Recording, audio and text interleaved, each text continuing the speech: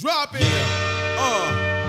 and gentlemen. Y'all sick of say it. Flip mode. Y'all sick of say it. Flip mode. Y'all sick of say it.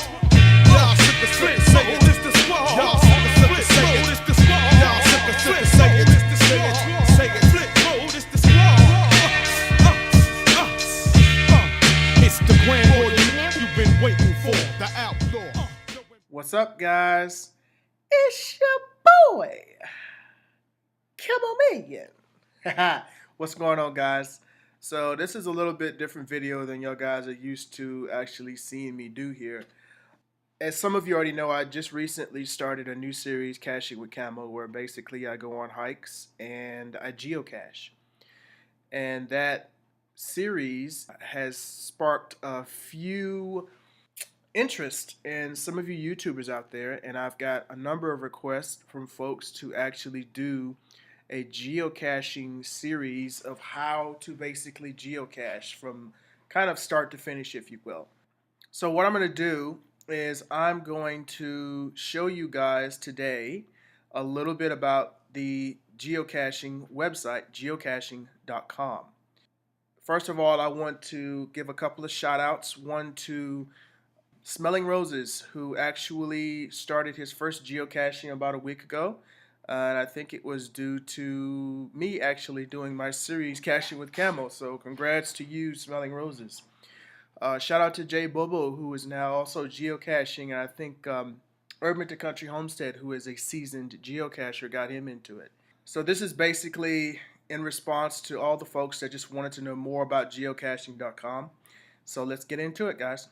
So the screen that you see in front of you here is the website itself, and that's www.geocaching.com. Once you get here, if you've never logged into, or you don't have an account, you've never logged into geocaching.com, you will be known as a visitor, as you can see right here. Now, obviously, you have the opportunity to sign in if you have an account, or you can create an account. But we're just going to go through the menu set so I can give you just an example of what the basics are about the site before you actually create an account.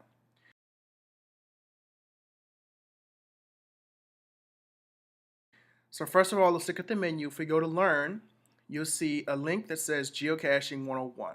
Okay, so let's go check that out. So Geocaching 101 is basically just a subset of information about geocaching. If you've never geocached before and you want to know how it works, what do you don't do, the ins and the outs of everything, this is a good page to start out at. There's a little video here that you would actually play that kind of shows you how to geocache, just the basics of what you would do and how it works. In addition to that, you would see down here where it says the game. So it tells you what geocaching is, how you play it, what are the rules, what do you need to go geocaching, where would they be located, the different types of geocaches, and we'll get into a lot of that stuff later on, guys. So shows you how to get started, shows you how to find geocaches, shows you how to hide them if you're going to start hiding geocaches, shows you what trackables are, kind of gives you a little bit of history of what the geocaching means, what some of the icons mean in the geocache. We'll get into that. And the GPS itself, what type of GPS that you can get, does it, what works best for geocaching, the geocaching website. So it just gives you a lot of information about geocaching, and I would suggest that you invest some of your time in this page just learning about geocaching so you can have a better understanding before you actually get out there and start looking for caches. Okay, so let's go back to Learn and let's go to videos. Now, another thing that they do here very well is that they put a number of different videos out here for you to watch. So if you're not the type of person to read all these links, you can come here and you can actually watch these different videos. What is geocaching? Finding a geocache, geocaching etiquette, hiding a geocache. So the same links that you were getting before that had the information, I believe they also have these videos tagged to that subset of information. So you can actually go through and watch a different video. It talks about extreme geocaching, creating geocaches, short geocaching videos. It's just different stuff that you can actually watch to pique your interest and actually see what geocaching is actually all about before actually going out there and doing geocaching. Your next menu here is join. Obviously, if you go to join, it's basically you're creating an account. Now, there's two types of accounts here that you can actually have in geocaching.com. One is the free account, which is what you're going to create right here. Obviously, you can use Facebook. You want to put an email here. Username. Your username needs to actually be something that you want to use as a handle, if you will. For instance, me, my YouTube handle is Camomeleon, and I pretty much use that in everything I do. Password, and obviously you put in the password, you hit your agree, and you hit continue, and basically it would log you in, and you are now created an account. Again, this is a free account.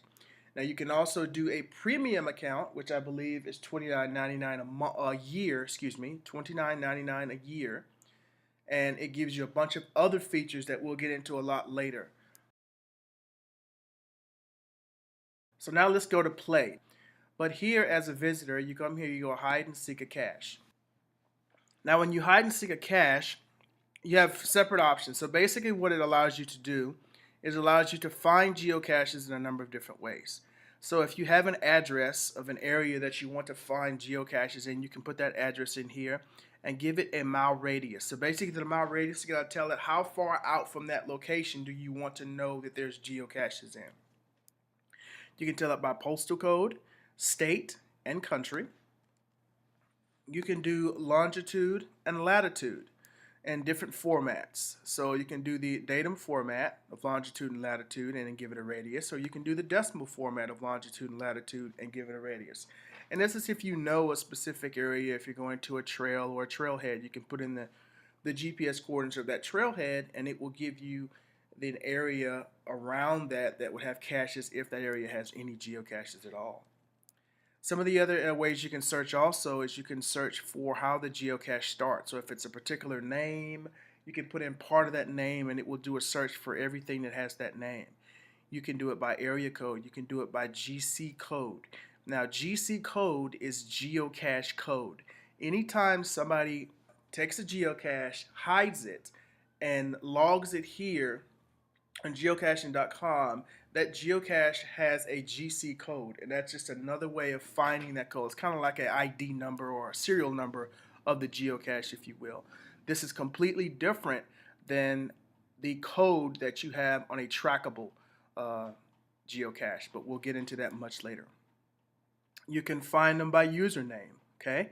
So if you know the username of or the handle of the person, so basically found by username. So basically what this means is if you know somebody who's actually found it, so you know a geocache user that's actually found this cache, you can put in their username and that will bring up the cache. You can search it that way. You can also search it by the actual CO, which says hidden by username. So if you know the CO or the cache owner, another terminology there, cache owner is simply the person who has initially hidden that cache. They started the hiding of the cache, and that's the CO. So if you know the CO's name, you can actually put their handle in here or their username, and you can pull up all the geocaches under that particular cache owner or username. So that's pretty much the search options here. And again, guys, this is under just visitor. You are not logged in yet. It's just a visitor. So these are things that you're able to do so far. So let's go to view the geocache map. So when you go to geocache map, we did that a little bit earlier. This is basically what's going to happen. So this is obviously not my area. This is Washington, and I do not live in the Washington area, it looks like. Basically what's going to happen is you'll come up here to the corner and you'll tell it to find my location, okay? And you'll allow your PC to find your current location. And what's going to do is it's going to bring in your area and show you all the geocaches in your immediate area. Alright guys, so this is my area that I'm currently in, and as you can see, all these little green marks are geocaches. Now there's different types of little icons, but most of them right now are all geocaches. So in my immediate area, and looking at this right now, This is probably about a, I don't know, 15, 20-mile radius of where I currently reside. And you can see the number, just the number of geocaches that are available all through the Phoenix Mountain Park area, Echo, and I mean it's just you can see the vast amount of different geocaches that is available. So you essentially can go hiking anywhere and find a geocache and look at the actual cache. So if you click on one of these little green marks, it'll come up. It will tell you what the name of this cache is. It'll give you the GC number. It would tell you who it was created by. So this is the cache owner that actually hid the cache initially and started this geocache. He'll tell you the difficulty, and this ranges from 1 to 5. This right now is a 2 out of 5, so it's not too difficult as far as to find. They also tell you about the terrain.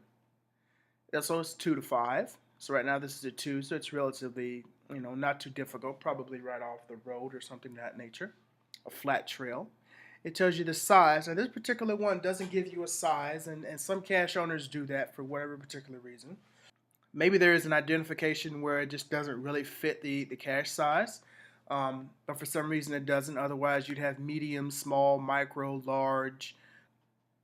And then you have what they call favorite points. Now favorite points is essentially the same thing that you do in Google or YouTube, where if you like a video, you hit that plus button, you hit that thumbs up. And people who go out and do particular geocaches, if they find this geocache particularly cool or interesting, they would give it a favorite point. Okay, so what I've done is I've found a cache that actually gives us a little bit more information that's not a premium account. So once you open up that cache from that little link, you can see there's the cache name, there's the cache owner, the date that it was actually hidden, in the state that this cache resides, the difficulty level, the terrain, the size, and this one happens to be a micro, so a very small geocache.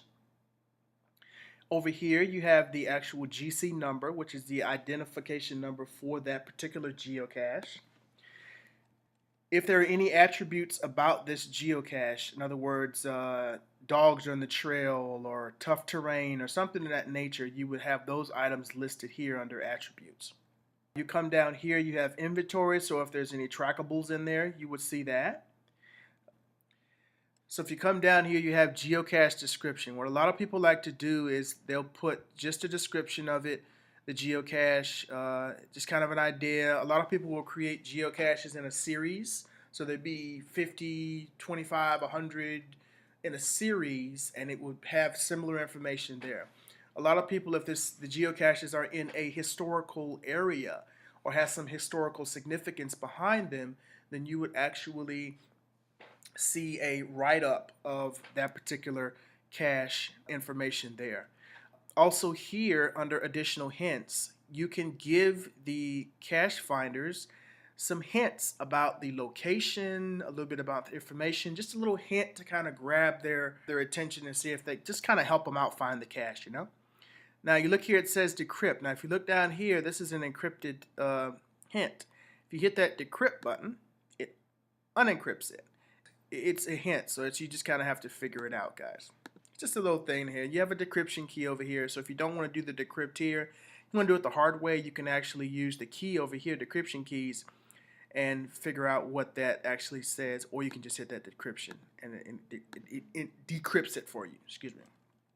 Now, you scroll down here, you have what they call the log. Now, here you will see the number of visits for this particular log since the day it was actually hidden. So far, this one has 156 logged visits. Now, that means that 156 people found this, came back to geocaching.com, and logged that they found it or didn't find it. This may have been found more times, just people have not come back in here and logged it. Had the chance to, just not done it, whatever the case may be. But 156 have been logged. You see a number of different types of icons, and we'll get into those a little bit later. This one right here, this little smiley face, indicates that somebody has found the cache. Okay, it found it. So 117 people have actually found this cache.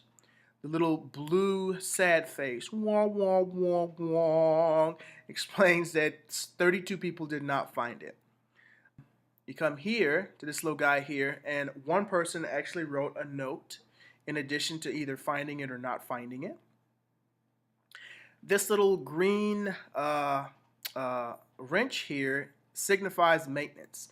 Now, that is owner maintenance. So the CO, as I said before, the cache owner, has to come out on a regular basis and do maintenance on it, which basically maintenance includes you going out and just checking to make sure the cache is there, putting more swag in there, if it comes up missing, replacing it, just stuff like that. That's the important stuff there. And then you have, it seems like this particular cache has had the coordinates updated 4 different times. So it's possible that the coordinates were off. You know, I work in satellites, so satellites move, coordinates get slightly off, and that could confuse your cache owner. So your cacher. So the coordinates have been updated at least 4 times for this particular cache. Now, if you look down here, it gives you a very small snippet of the log itself. Now, as we said before, this cache has been going on for years. It actually started in, as you can see, 2005. But you come down here to the actual log, and we only see the last 5 logs for this particular cache. And there's a reason for that. Remember, you are still just a visitor. And if we come here and said view the logbook, it's going to say to view the logs for this cache, please sign in. So if you want to see the full log for this guy from the moment that it was actually hidden to the current time now, to see all the comments and any photographs that folks have taken of the area of this geocache, then you'd have to actually sign in with an account. Okay, so let's go back up to the top here. And we want to go to find trackables. Now, we're going to get into a whole series about trackables also, but basically trackables are different items that you can tag to a travel bug tag that has an ID number separate from the GC code for the particular cache. It can be hidden in a cache, and geocachers see that, pick it up, log it, and move it to another cache. It has destinations. A lot of them have stories. You have geocoins that are very similar to travel bugs but different. Just a number of different ways, and like I said, we'll be getting into a lot of that information later on in this series here.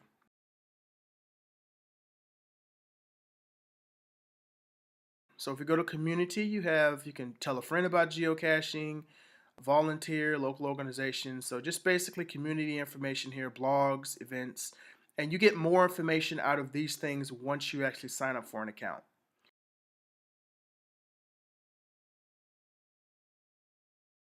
Shopping. So geocaching.com. If you go here to shop a geocache, that goes to the geocaching store. Now, geocaching store is basically your place for all of your geocaching needs. Your travel bugs, your log books, just your starter kits, just anything, stickers, swag, trackables, containers, GPSs. You can buy GPSs here. You can also buy gear, flashlights, pet gear, lanyards. It's just a number of different things that are all related to geocaching that you can purchase here. A lot of what I get here is basically my waterproof logbooks. I get my travel bugs from here. So it's just come in here and just check it out, guys. It's a very, very, very cool portion of the website. And also here you can become a premium member. You know, it gives you a guide to how to buy GPS devices. Okay.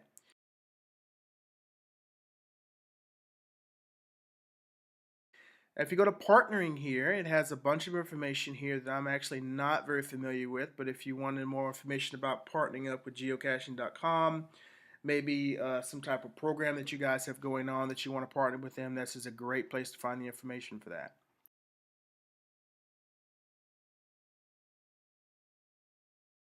Videos. Now, back when I started out and I talked about Geocaching 101 and your first thing under Learn, there were some videos there. Here is the same set of videos, but they're just the videos. So this looks very familiar, guys, because it is. It's just that same link doubled on the other side over there. So just another place to watch the videos if you want to watch them there. And obviously, you have different places you can follow them: YouTube, Facebook, Instagram, and Twitter. So that is just an overview of the main menu as you come in as a visitor, just to kind of give you an idea of, what to look forward to before signing up for an account, and just, get all the information that you actually need to get into for geocaching. So I want to thank everybody for watching this first initial series of, geocaching, the geocaching.com website. I appreciate all of you guys' support. I want to thank everybody who has taken the initiative to get involved in geocaching. It is an awesome sport. It is very fun. I call it the adults hide and seek game, but kids all around the world play this game too. So if you have any questions, any comments, anything, please place them in the comments below, guys. If there are some other items about this that you want to see specifically as far as videos, let me know. I have a set of videos that I'm going to be doing and putting out, so definitely look forward to that. And I just want to thank everybody. Like, subscribe, and comment. Only thing left I got to say is, when you see me on the trail, don't yell, don't bail. It's just your boy, Camomeleon. Hey, guys, thanks for joining me. Catch y'all later, man.